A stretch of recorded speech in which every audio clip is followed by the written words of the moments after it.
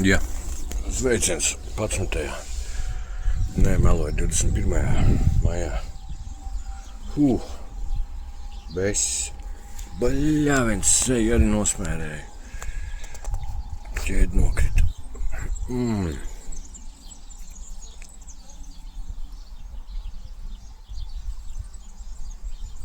Šodien pārbaudas pāri kalniem atkal.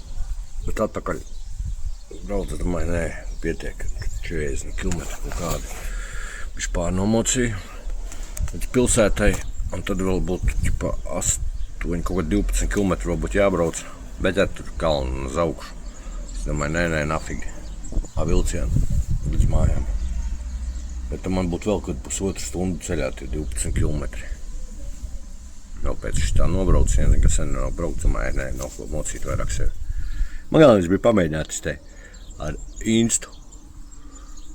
Pamēģināt ar kameru, bija pafilmēt 360, kā ir arī tad redzēsim, kas tur ir sanācis. Labi, ja iebraukšu veikalā, braukšu uz mājām, skatīsies, varbūt kādu video vēl ieliks, kas man sanācis no brauciena.